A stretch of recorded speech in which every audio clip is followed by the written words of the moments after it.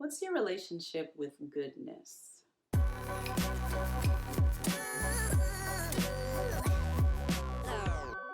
Hey guys, happy Friday. Welcome back to Fearless Fridays. Today is Friday, September 24th. This is episode 104 of Fearless Fridays. As always, I welcome you to the show, whether it's your first time watching or you're a return watcher. Welcome, welcome, welcome back. So, earlier this week, I was talking to a client about her relationship with goodness. And the conversation didn't really start off that way, but we came to a point where she realized that she was experiencing a lot of goodness, a lot of blessing in her life. There was nothing really wrong. There was nothing really going wrong in her life, and she was enjoying the goodness that she was experiencing. But because she was dealing with people in her circle or in her life who weren't necessarily experiencing that same goodness, she realized that she was in a place of guilt, and she was in a place of kind of waiting for the other shoe to drop. She was looking for something to be wrong. And so I asked her, can you just accept that you are in a good place in your life right now? There might be crazy things happening in the world. There might be crazy things happening in this country. But when it comes to you and your house, your marriage, your kids, your family, your friends, your work, you're experiencing goodness right now. You're experiencing blessing right now. You're on an upswing right now. And she told me that, she had a friend who wasn't necessarily experiencing that same goodness. And that friend told her that watching her experience her goodness kind of gave her hope, or it made her feel like there's a light at the end of the tunnel. Because my friend is experiencing this goodness, there's a light at the end of the tunnel for me. And I said to this client, I said, can you just rest in the fact that your friend is looking at all of the good things that are happening in your life right now, and that is her lifeline, that is her hope line at this moment. So diminishing the light of what's happening right now in your life, or feeling like you don't want to share, or you feeling guilty for sharing, or feeling guilty for experiencing goodness, I said, that's actually not helping your friend. What's helping your friend now is for you to share the goodness that's happening in your life. What's helping your friend now is for you to be vocal about it, and for you to enjoy it, and for you to bask in it, and to not be searching for something to be wrong. What's helping your friend now is for you to be honestly living and experiencing the goodness that you're experiencing right now, and allowing her to see that.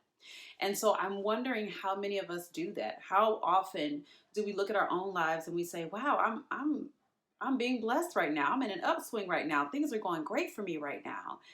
But we feel guilty about sharing those things. We feel guilty about enjoying those things. We feel guilty about living in the reality of that goodness, because we're looking at everything else that's going on around us, and we're like, "Oh, there's so much craziness. There's so much madness. There's so much sadness that's happening in the world right now." Or we're searching for something to be wrong. We're waiting for the other shoe to drop, because it can't be right for me to be having this goodness right now. It can't be right for me to, be having peace in my marriage. It can't be right for me to have peace with my kids, peace with my family, peace with my friends. Things are going great at work. It can't be right. Something has to be wrong. We are searching for something to be wrong because we cannot rest in just having goodness, experiencing goodness. I'm wondering how many of us can say that we've done that, searching for something to be wrong because we feel like we don't deserve goodness. We feel like so many other things in the world are going wrong that there must be something wrong with anything that's going right. You know what I mean? I wonder how many of us do that. There's a scripture that says, "Surely goodness and mercy will follow me all the days of my life." Surely. That's like, surely. You're assured of it. It's a fact that goodness and mercy will follow you all the days of your life. So if you're living in a moment in your life where goodness and mercy is following you, you are assured that goodness and mercy will follow you. Goodness and mercy is following you. So my challenge, I guess, or my charge for all of us today is, when we're in a moment of goodness, when we recognize that we're in a moment of blessing, when we're in an upswing, however you want to look at it, however you want to call it, when we recognize that we're experiencing that, learn to allow yourself to rest in that. Okay, slight technical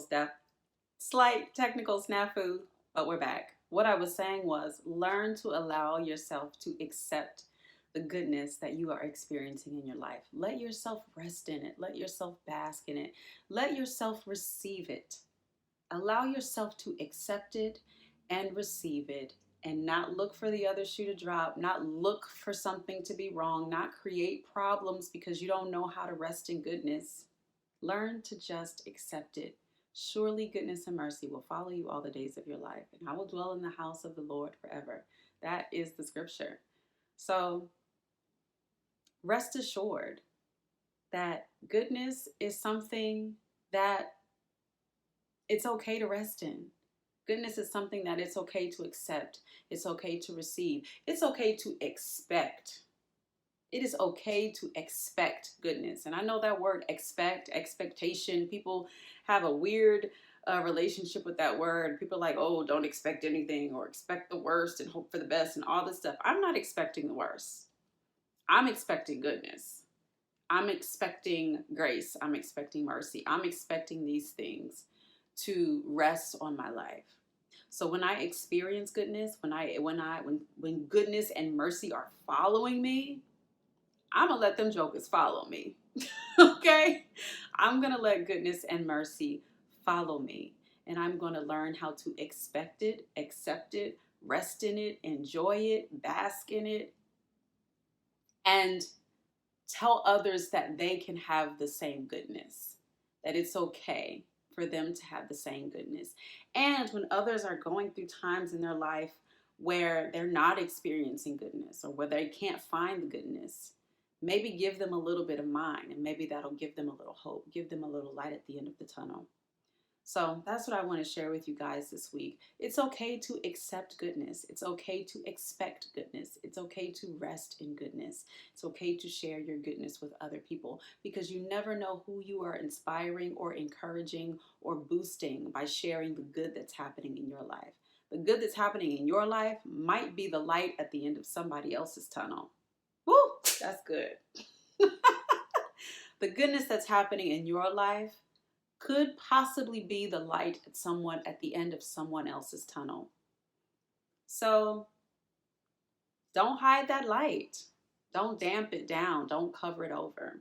Because somebody needs to see the goodness that's happening for you so that they can have a little bit of hope for themselves. That's all. That's all. As always, the euphoria of fearlessness trumps the comfort of staying safe. Surely goodness and mercy will follow you. Accept it, expect it, receive it.